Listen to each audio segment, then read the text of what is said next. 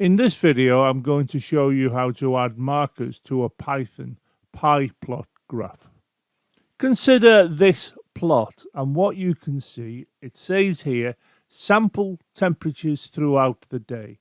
Now this graph is showing us the temperatures that existed at various points throughout the day inside a greenhouse. And if you look down here on the x-axis, it says 3 hourly measurements, which means that I arrange for the temperature of the greenhouse to be taken every 3 hours. And if you look here, it says measured temperature, and you can see it goes from 17 to 24 degrees. If I was now to say, well, what was the temperature at 3 o'clock in the afternoon? Well, that's 1500 hours. So I'll take a dot up from that, and then I'll come across to the y-axis, and you can see that the temperature is 18 degrees C. If I now wanted to know what the temperature was at 9 o'clock, then I would come up from this point, and I would go across and note that it was 24 degrees C.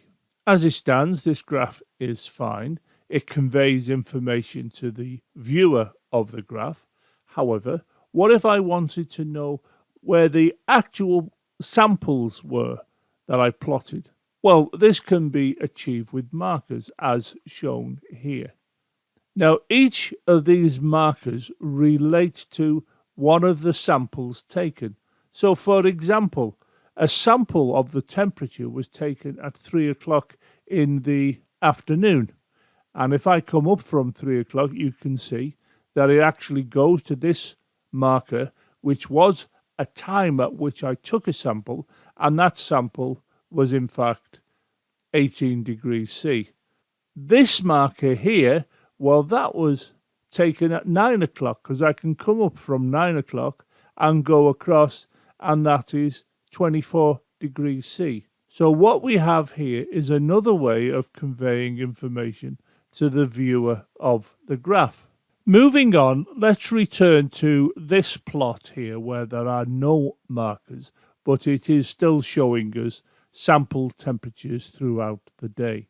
And the computer program responsible for plotting this graph is shown here. These import statements are needed to allow us to use the pyplot of matplotlib and also NumPy. What we have here is the creation of 2 NumPy arrays. And if we have a look at the first NumPy array, what we can see is I'm passing this list into the array, and what we'll get returned is a NumPy array, which is something that can be processed quicker than a list. But if you have a look at what's contained, we can see that there is 3, 6, 9, 12, and these are times of the day. For example, this is 3 o'clock in the morning, this is 6 o'clock in the morning, this is 12 noon, this is 3 o'clock in the afternoon, and this is 9 o'clock at night, 9 p.m. Let's consider the temperature at 12 noon. We start here and we count 1, 2, 3, 4. So we know that we've come along a count of 4 to get to the 12. So if I come to here and I count along 4, 1, 2, 3, 4, we get to 23.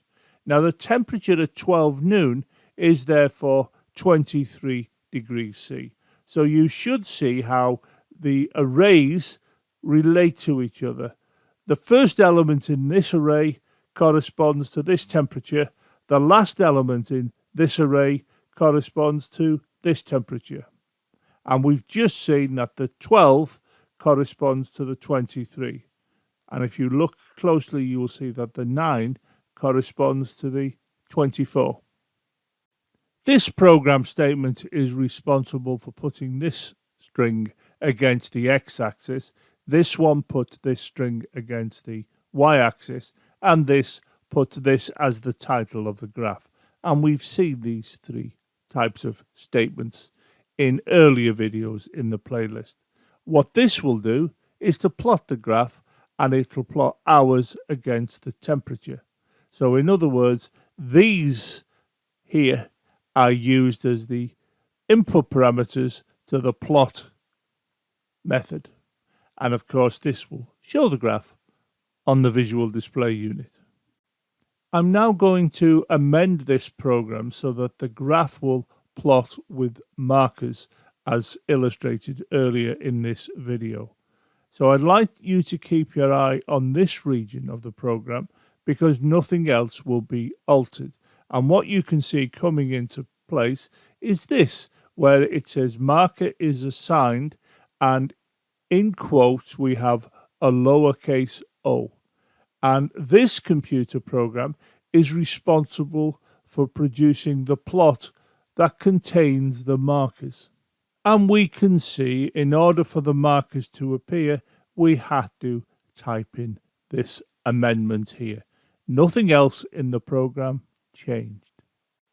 When this computer program executes, what we will get displayed is what you see here. And if you look, you can see all of the markers have appeared appropriately on the plot.